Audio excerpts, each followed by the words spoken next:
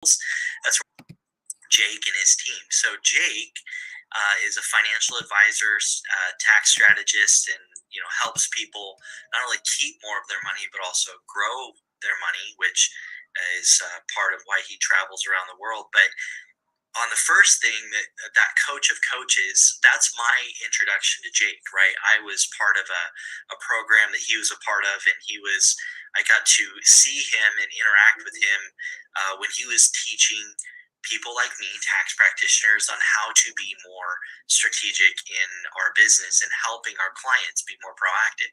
So that's my first interaction with Jake years ago. Was sitting at the feet on a webinar, warming my hands on my screen as I listened to all the great stuff that he gave as part of that team.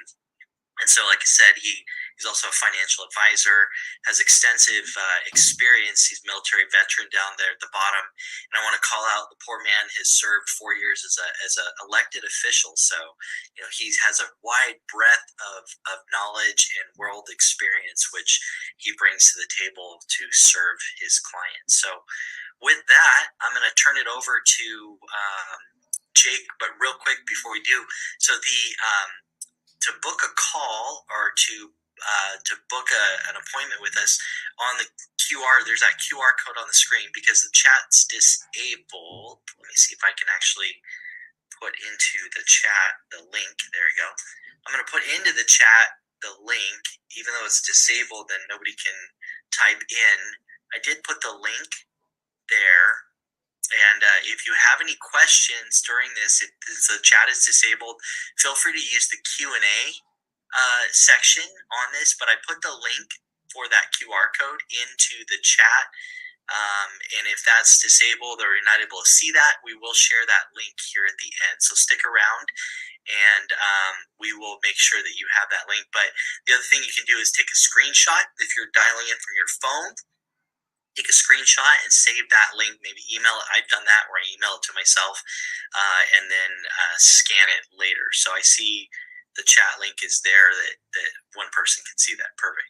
So I'm going to turn this over and I'll be monitoring the Q&A as we go. So if there's questions, we'll make sure that we get those answered. And Jake, with that, I'm going to turn it over to you, my friend. So take it away. Very good. No, thank you so much, Chris. In fact, if you'd actually go backwards a little bit to your slide, I'd like to point out something that I found to be rather interesting, and just tell everybody that the reason that we're here, I guess the one that shows your logo nice and big that says "Make Taxes Fair." We're not here to share anything that would otherwise be inappropriate or way too aggressive or in the gray in any way. What we're here to do is make taxes fair. And oftentimes what that means is that individuals, specifically business owners, specifically when you have an exit strategy from that business or that asset sale, that you are oftentimes profit sharing with the government more than you should or more than you need to. So what we're trying to do is just bring things back to even or bring things back to what is fair and correct. And with that being said, Chris, if you go forward to the slide of what we're here to talk about today, the Deferred Sales Trust. And this presentation today is more than anything else an introduction to help you know what is available, what is possible. Should you be having that largest asset sale of your life, or if this is just one of many that you're going to incur over time, that is around $1 million in taxable capital gains or more, then you are eligible for what is called a deferred sales trust. Now let's understand how this deferred sales trust that I oftentimes tell people is the key stone in an archway. So if you think of an archway, a doorway that has an arch over top, the keystone is often the one in the middle and holds the rest in the arch, the rest of the stones in that archway. And how the deferred sales trust gives a distinctive advantage that allows all the other financial strategies that you might do afterwards be more effective and more efficient, so that we can optimize your overall scenario when it comes to tax savings. Go ahead, next slide. What this does, the benefits of a DST, just super high level, are able to defer what you would otherwise pay today. We do that because we actually defer the recognition of this transaction. How is it that we do that? Essentially, if I were to have three symbols here in front of me, I would say that one is the buyer on one extreme and one is the seller. And the symbol in the middle would be the deferred sales trust. We interject the deferred sales trust between the buyer and the seller.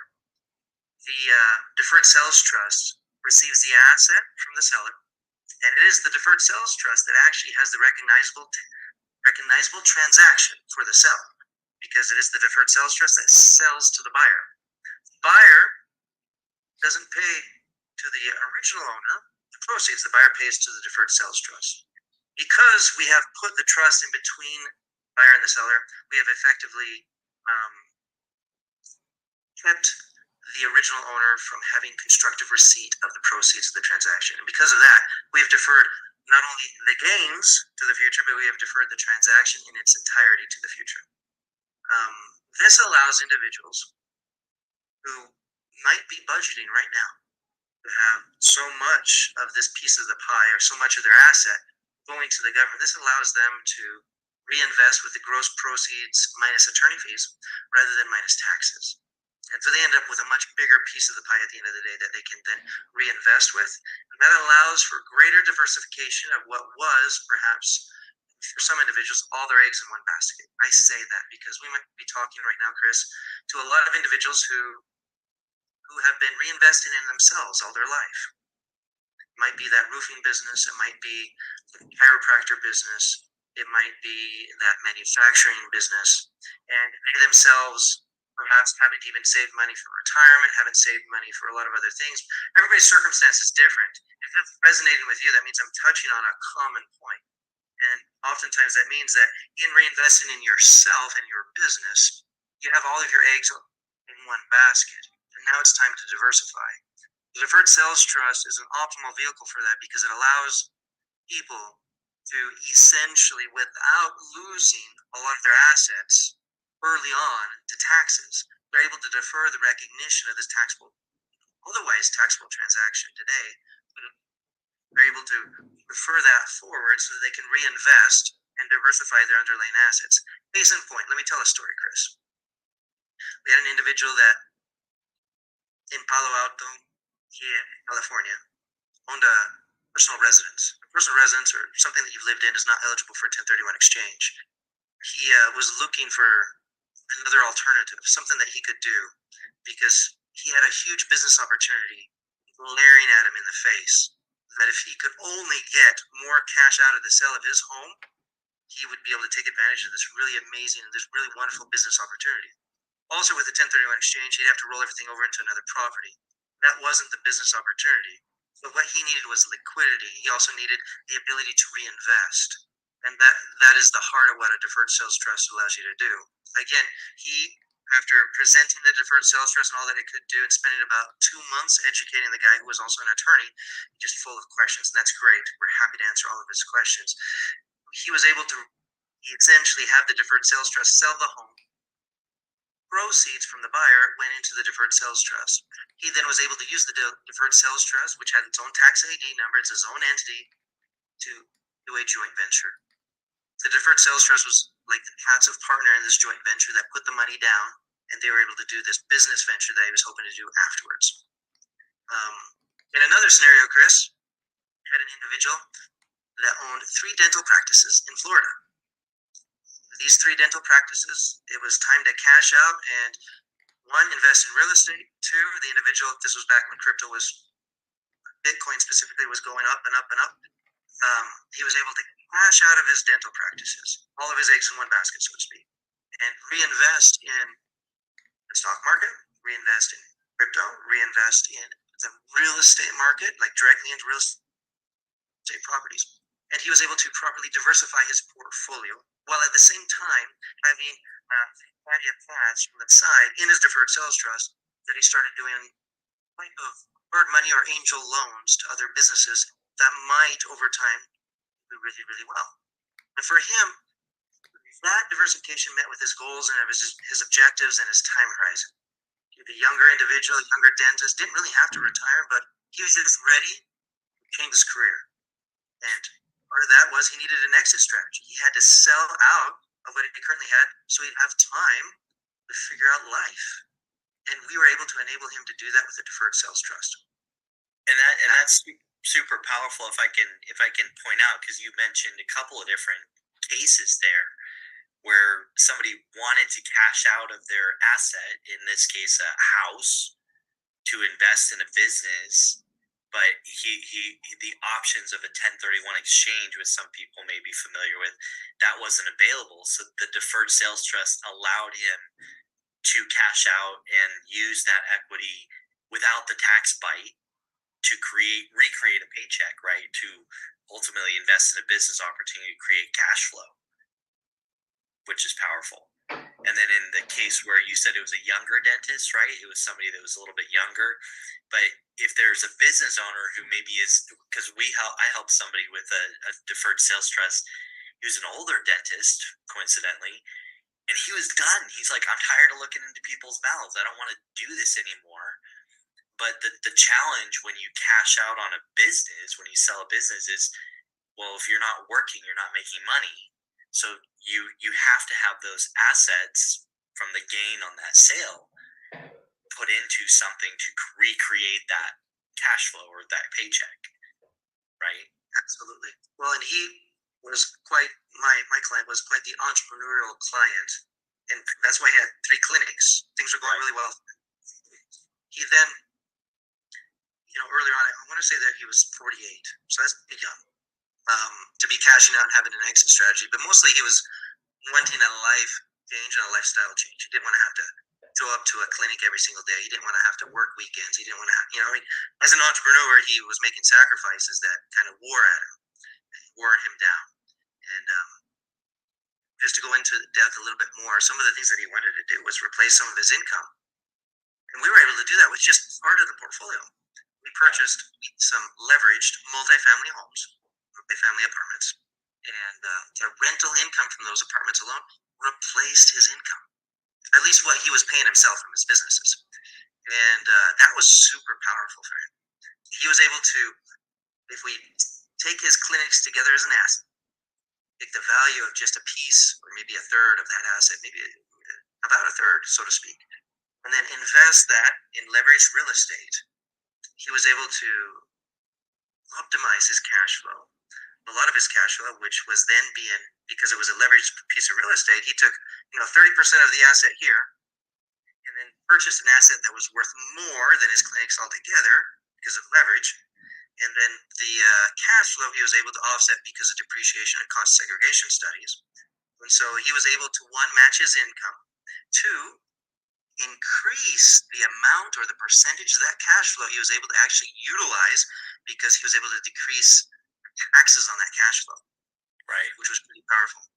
And then in addition, he had all these other assets that he always wanted to invest in, that we then invested in. And then he also wanted to do hard money loans or angel loans on business opportunities that he thought had a bright future. So he was able to diversify and do much more with the capital than just, at the time, let it sit in his dental practices. So, and I know what leverage means, but explain when you say that leverage property, what does that mean when he buys leverage property?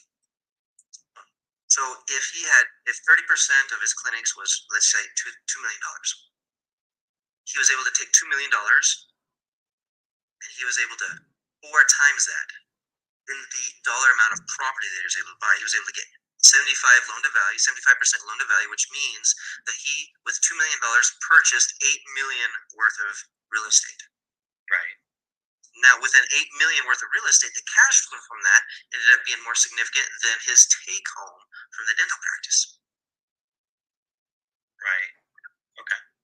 Got it. So the power, he was able to take that, amplify the money, and put it into a assets that would, the higher the value, right, the more potential revenue opportunity, rents collected, and that type of thing that you could pull out from that. So that's fantastic. Good. Good. Now, for some other people, such as your client, he may not be in the entrepreneurial spirit as much, but he still wants some of these cash flowing assets. And maybe he doesn't just want to be in the stock market and sell off into the sunset, having everything set up in a portfolio. A similar real estate strategy, but for different objectives, or a more elderly individual who's ready to just, sell off into the sunset and retire over the next, 15, 20 years and not have to worry about monitoring his investments as much can also purchase something very similar, but perhaps wants to purchase it all cash, or wants the deferred sales trust to own it right without any leverage, without any debt. I see some comments here about cap rates and different things of that nature. All of that can be optimized based on your purchase opportunity. One of the examples there is we actually have, so we help people with tax strategies, Chris. We also help people with very unique investment opportunities. And in Texas, we have some properties that are being purchased specifically in short-term rental areas that have zoning, not just permissions, but zoning for short-term rentals, like Airbnb type properties, where we're able to get 4 to 10 times more cash flow than long-term rentals. So cap rates on those types of properties can be much higher, even if today's interest rates are going up and up and up. So there's opportunities everywhere. Yeah, and ultimately, what I'm hearing on and why I like the DST, and I would point out a deferred sales trust is a tool, right? It's one of many tools available, and today we're kind of focusing on that tool, this tool, to give you the insights on and the overview and the introduction. But one of the things that are appealing about a deferred sales trust is there's control, right? You can still maintain control of directing and saying, hey, here's what I want to do with that money and where I want to put that money and invest that money, right? So to talk a little bit about the benefit, because I typically find entrepreneurs that are cashing out of a business or have built a real estate portfolio or something where they're like, hey, I want to exit this either to sell off into retirement and recreate a paycheck, or I just want to shift gears and go a different direction. I find entrepreneurs are like, hey, I kind of want to have a vote in or control over what that money is used for, right? Absolutely. Absolutely. Well, and again, as you mentioned, this is a tool, a financial strategy that allows individuals a lot of that control. It puts control over the timing of when they pay taxes. It puts control over the timing of how they move in and out of other underlying assets within the deferred sales trust, which is pretty powerful. Sometimes, and this is not a perfect comparison, but think of just what it is like to buy and sell inside of a 401k. So you might own Apple right now. You might decide to sell and buy Tesla. You might decide to sell and buy Google. You might decide to sell and buy Facebook. Each time that you incur a transaction, you're actually not taxed immediately on the gains or the losses, or there's movements. You're moving in and out of assets, but you only pay taxes when you take money out of this shell known as the 401k. Now, similarly, the deferred sales trust, that's the only comparison that really is useful between it and a 401k, but to understand how you're able to move in and out of assets and continually defer forward a lot of what would otherwise be taxable gains or taxable events, or taxable transactions. And we're able to do that essentially because, again, we've put this deferred sales trust in between you and the seller of whatever you're selling. Right. Right. Now, here below in the middle topic, we have preservation of principal. We're actually discussing right now with an individual the sale of a large amount of land. And as we're all aware, land is also one of those things that doesn't qualify for a 1031 exchange, right? And there's a few other things out there that you might be able to do. There's some land trusts. There's just a lot of strategies. But in consideration as one of the potential strategies, we have the deferred sales trust. Depending on what your wishes and goals are, the deferred sales trust, again, can allow you to defer the recognition of this taxable transaction today. Talked to an individual last Friday, Chris. This individual wanted to sell off some land in California near the border with Mexico. This land has highly appreciated. I think him and a couple of partners purchased it maybe I don't know, 10, 15 years ago. I'm not really sure on the date of when they purchased it, but for a very meager amount of money, I think $300,000, $400,000, and now it's worth millions of dollars. So they're doing really, really well, except for the fact that they would like to have utility or be able to utilize the gross proceeds of that transaction. There's a number of different things that they could consider doing And one of them is the deferred sales trust, depending on what it is that they want to have with the overall outcome. Now, I bring up this scenario because there are three partners in this land. One can sell it normal and pay the taxes. The other might use a deferred sales trust because he's older and he might want to just,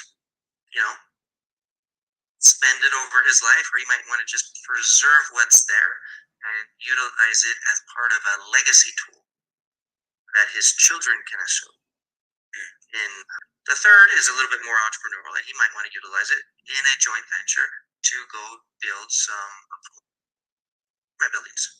And so he can use it as the down payment. The gross proceeds that are associated to his percentage share of the sale can go into three different deferred sales trusts for the three different owners, and they all can have different investment objectives going forward, and that is okay.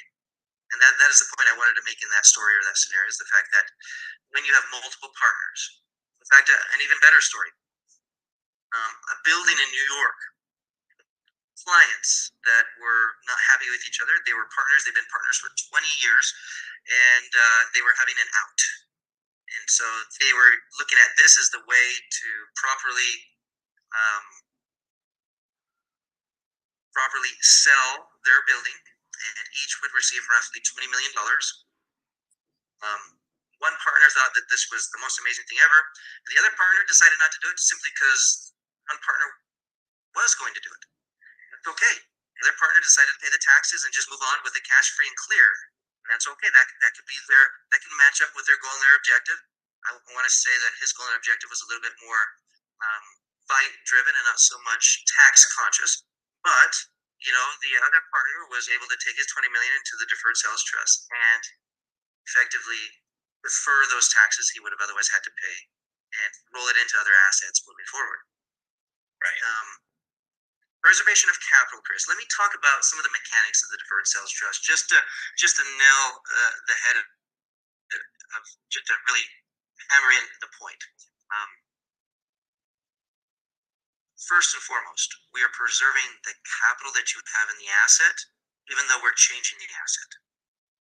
That's important. That is literally the number one objection that most people have for listing agents in selling their real estate, is they're not ready to pay the taxes now. Now might be the right time to sell, but they're not ready to pay the taxes now. So if we can solve that pay the taxes now obstacle with a deferred sales trust, where essentially they might pay a little teeny tiny amount of attorney fees in comparison to the really large amount of what would otherwise be taxes, then oftentimes that listing agent can help that client sell that piece of real estate. And that goes true with a lot of other things as well.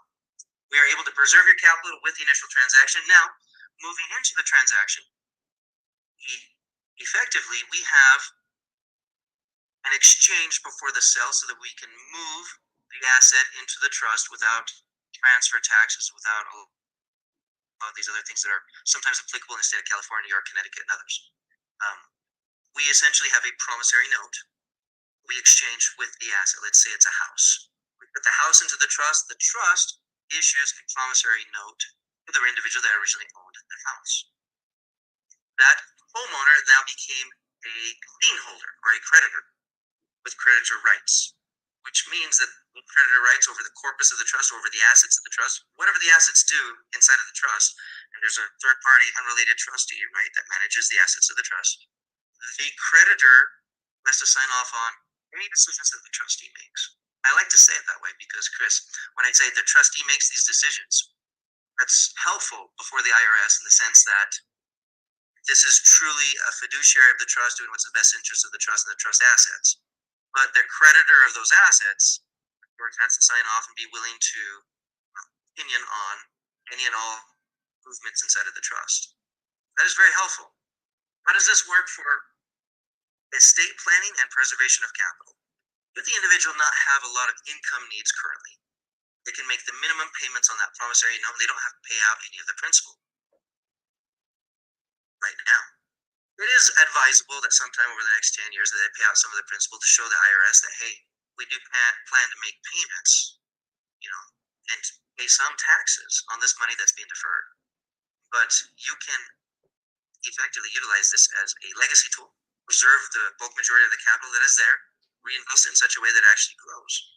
And if your estate is large enough, this can be an estate planning tool that allows you to effectively freeze with that promissory note and interest rate the value of the assets that stay in the estate, because you're moving the property that's being sold or the assets that are being sold out of your estate in exchange for a promissory note of same value plus an interest rate.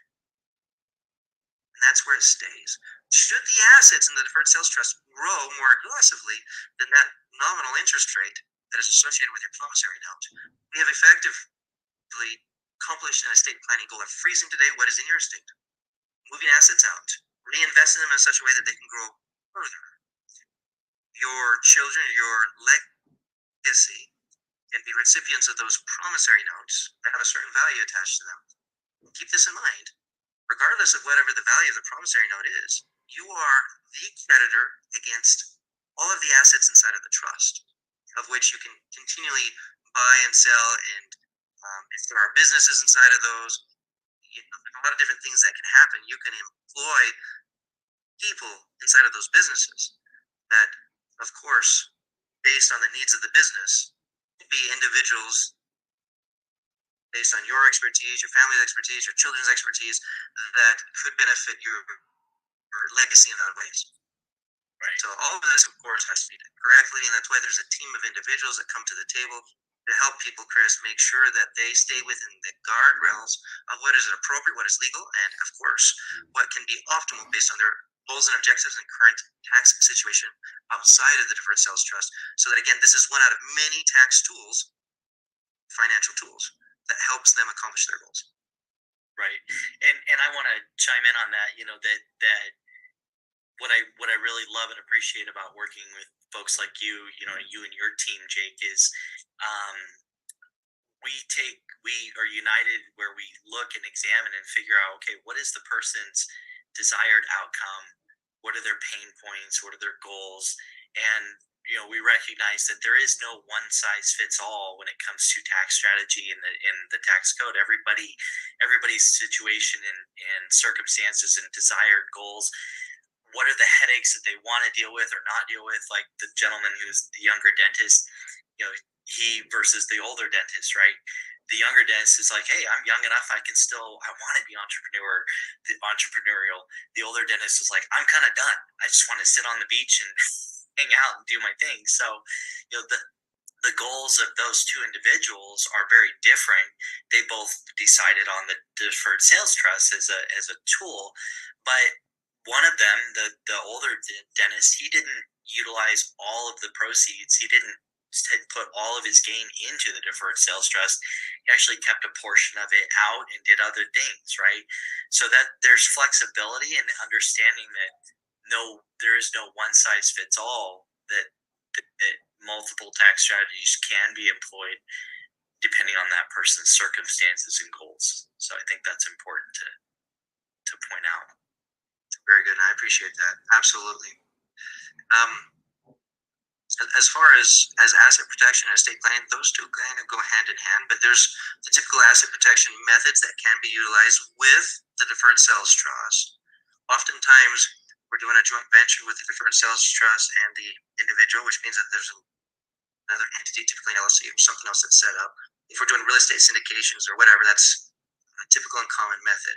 And so again, I often say, the archway of a door, what holds up the archway? You've got the pillars on the side, but you've got this keystone in the middle that literally holds everything up in the air. And that oftentimes ends up being the deferred sales trust. I find, Chris, that sometimes just for lack of knowledge, there's a lot of advisors out there. And again, we knew each other because I was up on the stage presenting to a group of CPA firm owners, individuals that own their own tax practices, and presenting higher level strategies so that they can help all of their clients when they have those clients that need something that isn't common within a CPA practice every single day. So that's where I specialize, that's where I help people. But at the end of the day, people, clients, individuals, business owners should not look at one strategy as the silver bullet for the werewolf, as the one size fits all, as the solution for everything.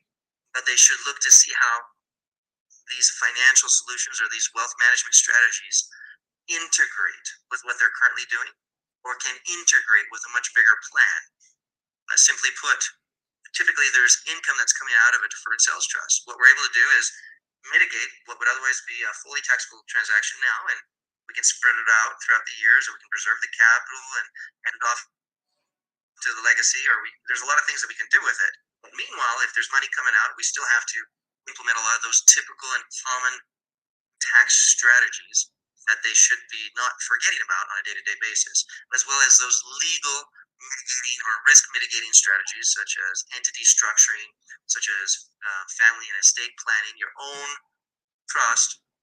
One question I get all the time, Chris, is, hey, does this replace my family trust? The answer is no. This trust has a very specific, based on the name of the trust, you can see, has a very specific purpose, and that's for deferring the recognition of an otherwise highly taxable transaction from a highly appreciated asset sale, so that you don't have to pay taxes this year. You can defer it and promise the government that you'll pay it later. And of course, as you're deferring it forward, you can chip away at it in smaller pieces. You can apply other tax mitigating strategies throughout time.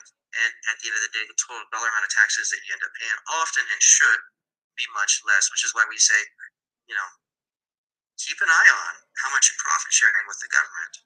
Not that we don't like the government, not that we don't believe and need these highways, these freeways, and all the government benefits that we get. But if you can do more with your money than giving it to someone else and trusting them to do with it what they do with it, let's put the power back in your hands. And that's what we're all about. Yeah, totally agree. Yeah, and I appreciate that comment about the overarching game plan and understanding. Working with somebody that understands the implications of, hey, here's what happens inside of that deferred sales trust or this tool, and then here's what happens outside of that, and then how do those two interact, both for the immediate and the long term. And that's a strategic mindset, helping intelligent, smart, savvy business owners that are, recognize, hey, that there's stuff that I know and there's stuff that I don't know, and so how do I work with somebody that can help me avoid pitfalls not only in the immediate future or immediate present, but also years down the road, and make sure that, like you said, Uncle Sam doesn't become your biggest profit sharing partner. Well, and Chris, today we've mostly touched very high level what a deferred sales trust is. I've shared a few stories. I think sometimes we interact more when there's real life stories. We like to actually help some of the viewers here on this call. We have quite a few attendees, and that's why we have the QR code right there. Just so that, hey, if you're only here and you only catch the glimpse of what we're presenting today, or if you'd really like to see how this might fit into your scenario of your business exit strategy or whatever it is that you're selling, and it might be a racehorse. That's not funny, right? But a racehorse is an asset. It might be a painting. You might have inherited it or somebody might have paid $2,000 for it way back when, but now the artist is dead, and so now it's worth multiple millions of dollars, whatever, right?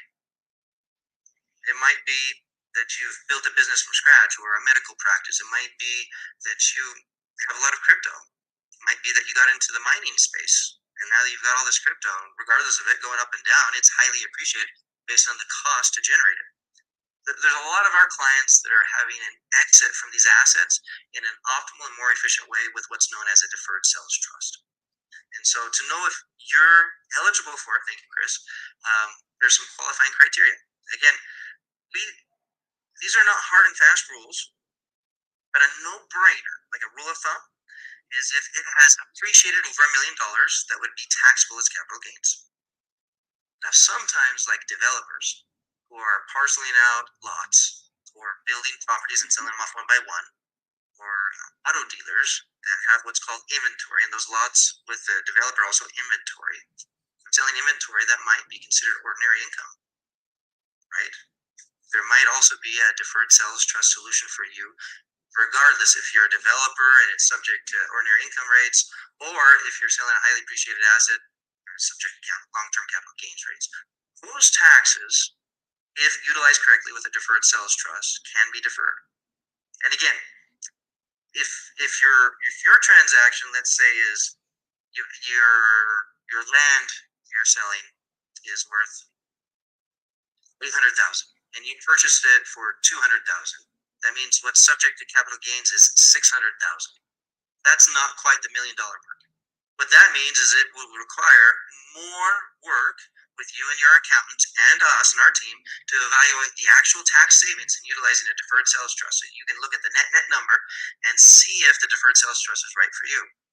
What I'm saying about a transaction being subject to capital gains tax of $1 million or more, that's, hey, the land was 200,000, but now we're selling it for $1.2 million. Well, that's a no-brainer. There's enough tax paying there that any rational person can see that they're eligible for a deferred sales trust, because from a tax standpoint, it makes sense.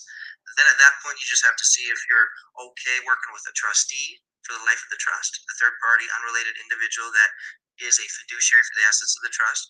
And if you're okay interviewing and listening to and being educated by the attorney that is the founder of this strategy over 26 years ago, that has represented this strategy before the IRS on more than 22 occasions, and is adding 1,000, which, by the way, I know that we have another slide that talks about legal and everything else, but I just want to touch on this right now, Chris. Out of the 423 strategies that we shared with this Association of CPA firm owners and accounting and tax firm owners that you were a member of, Chris, of the 423 strategies, there are only two in all 423 that have a perfect track record with the IRS. Usually it's, when does this work? When does this not work? What are the court cases? What do they say? In this scenario, all of the court cases point one direction, meaning this is one of the only bulletproof strategies as long as you don't abuse it. I say that because historically, it's never been disallowed. That almost doesn't exist. That should give you a peace of mind. At the same time, anybody can abuse a good thing and turn it into something that it's not, and at the end of the day, cause problems. That's why there's a team of individuals. That's why, Chris, you're holding the hand of your clients, and that's why my team is there, and that's why we have other teams that step in, whether it's the trustee and his team or whether it's the attorney and their team, to help make this all possible and to make sure that everybody stays within the guardrails. How to utilize a deferred sales trust, not only to defer the transaction forward and defer the capital gains forward, but to also maneuver the choppy waters of the future, utilizing a deferred sales trust to smooth sail through your investments as you go forward, and as well as your distributions from the trust. Yeah, I think that's really critical because in my career, I've seen tax strategies roll out. I don't know, less than a decade ago, there was a strategy that rolled out and was newer, and I kind of looked at it, did some due diligence, and I pointed out some issues that I had with it. Fast forward about 6 years, and lo and behold, the IRS is putting out bulletins saying, "Hey, we're targeting that strategy. It's still legitimate, but there were parameters where people were abusing that, and so they were shooting things down." With that strategy, so it's important to understand, not just only what's allowed and allowable, and but also be legitimate in your approach to tax strategy. And I think that's, again, can be a very powerful tool. And our approach is that we try to work to understand the client's needs. Say, what are your goals, needs, and desires when it comes to protecting your business and the profit of the sale or exit of your business, or whatever it is that you're selling or exiting out. And then, is this a appropriate strategy? I always like to say, is the juice worth the squeeze, right? Is there the meetings that you have to have, the education you have to have regarding something, the steps to execute and to play by the rules, are those hoops and things that you're willing to jump through, and costs you're willing to incur to say, hey, does this make sense financially? Am I going to be better off?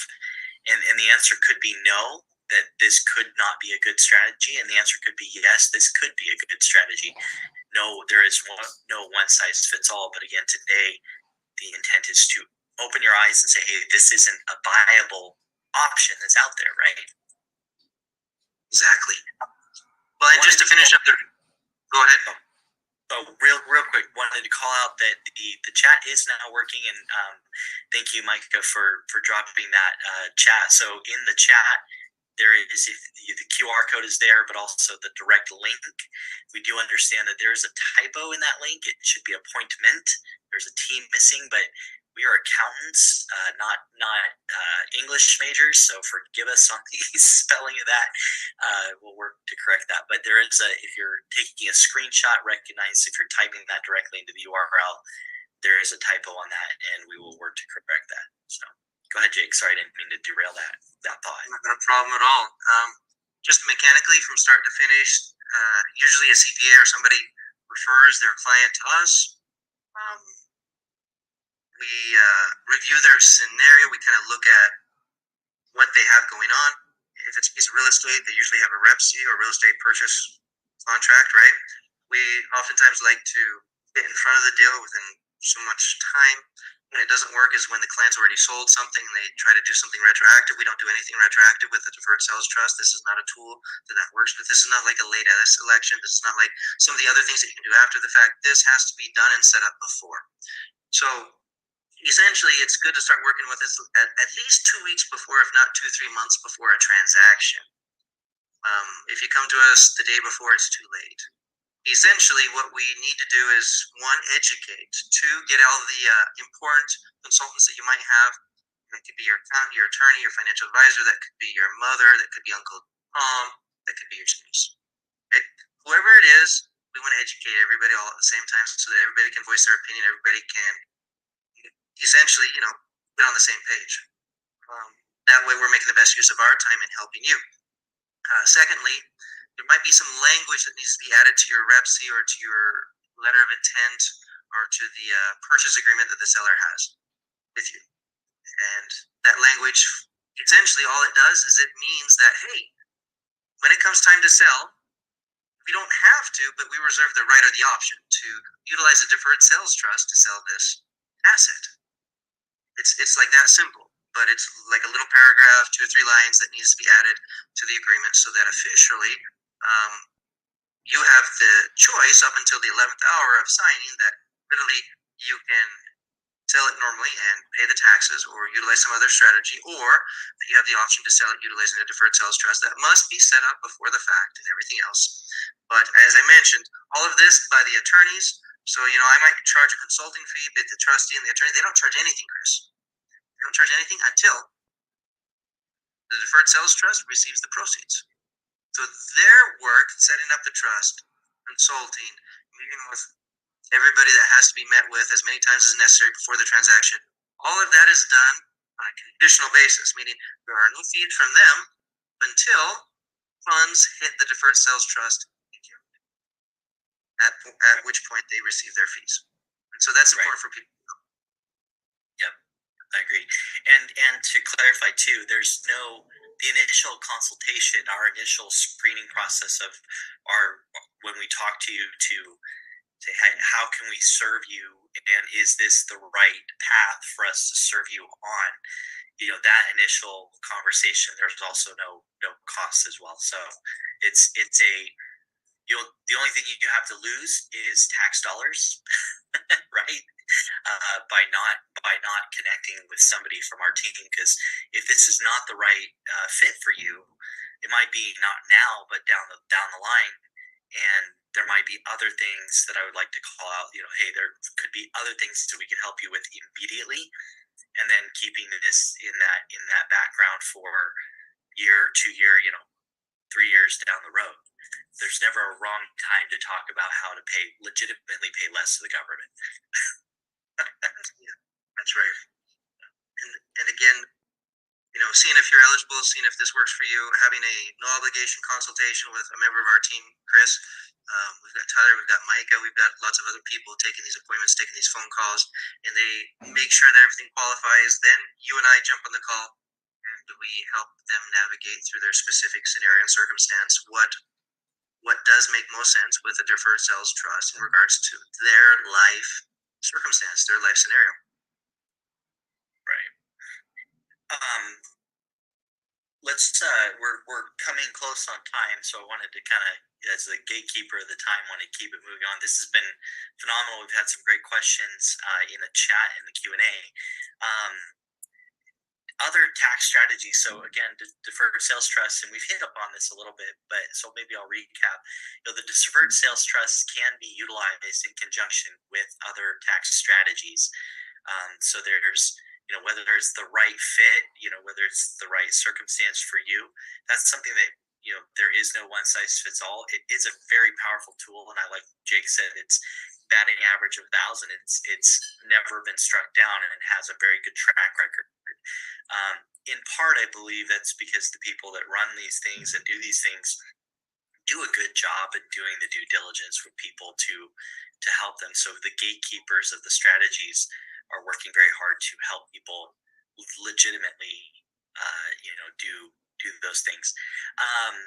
Somebody asked a question: what is the ideal time frame to set up the deferred sales trust? So, if I think from my experience, 6 to 8 weeks, right? If you have a date that something is going to happen, if the transaction is going to happen, 6 to 8 weeks is kind of your ideal time frame to put all that legal and accounting stuff together. Is that accurate, Jake, or would you say a different time frames? 6 to 8 weeks, 2 to 3 months is perfect time to get in front of this. That way nobody's feeling rushed. Oftentimes that's around the initial letter of intent. It's when people are making changes in the very last minute, like the day before, that all the red flags start going up. The seller's like, they want to sell through a trust, they want to sell through something else. What are they doing? Are they trying to pull a fast one on us? Like, it just brings uncertainty when everything's done the last minute. If we can help get in front of the transaction 2 to 3 months in advance, that allows everyone to be on the same page. And somebody presenting a trust of any kind, 2 or 3 months in advance, saying, hey, this might be the seller, they think, well, goodness, this is just normal estate planning, tax planning, and that makes perfect sense. And again, I'm saying this from experience. When we meet with people, and again, it's last minute, everybody, because the rush is on pins and needles. Everybody, because the rush, if there's last minute changes to the contract, they're wanting to take out a microscope, and sometimes they get tense, sometimes they say things they shouldn't say, whatever. It ends up being not as pleasant, not as smooth of a transaction.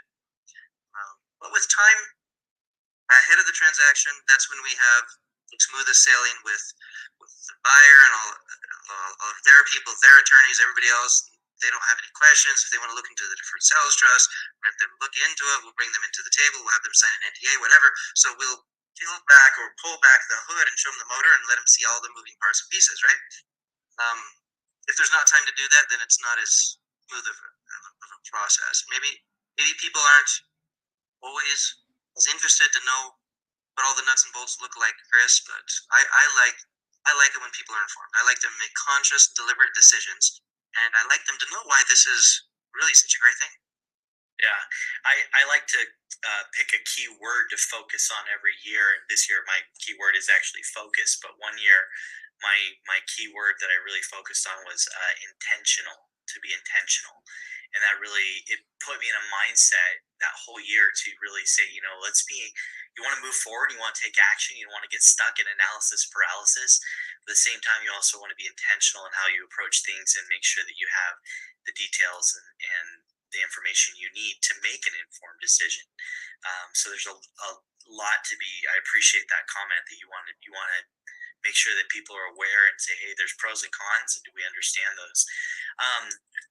One thing we've talked about practical examples of deferred sales trusts, sale of a business, sale of assets, sale of real estate, sale of a personal real estate that didn't qualify for personal residence, didn't qualify for 1031.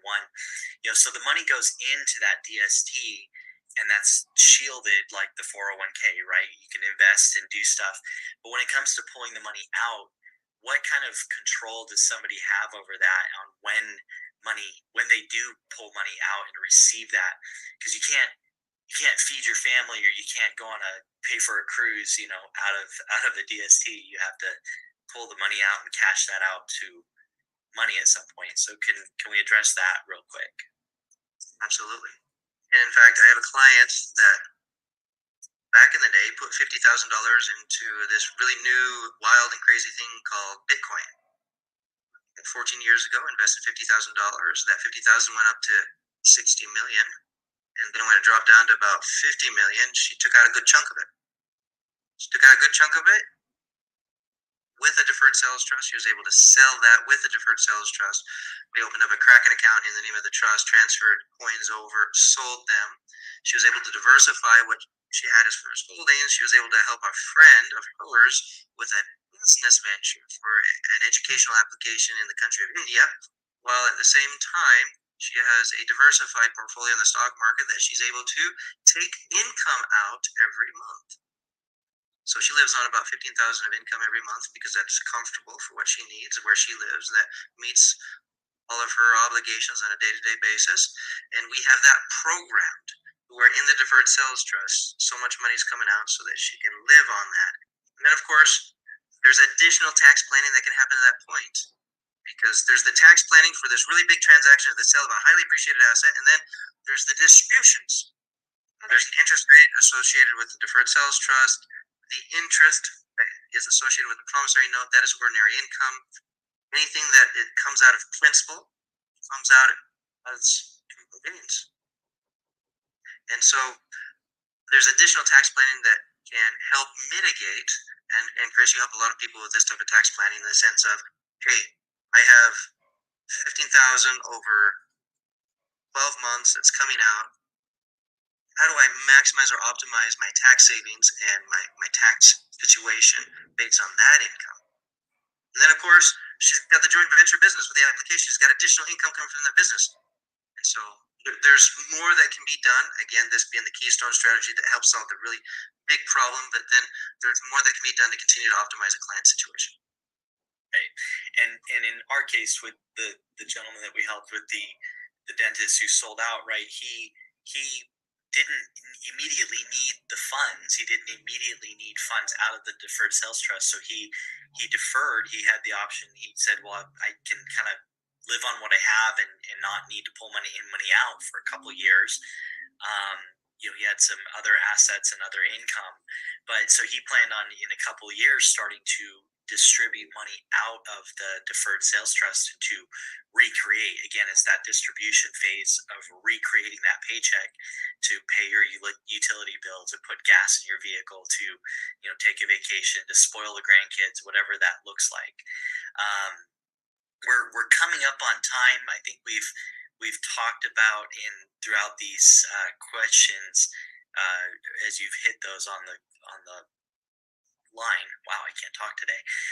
So wanted to put this up there and say, we hope that this has been useful. I hope a good introduction to you for this strategy. If you would like to know more and talk with us or a member of our team, but there's that link. And again, we recognize that we're accountants, we're not English majors, so we have that little typo there in the link, but that's also in the chat.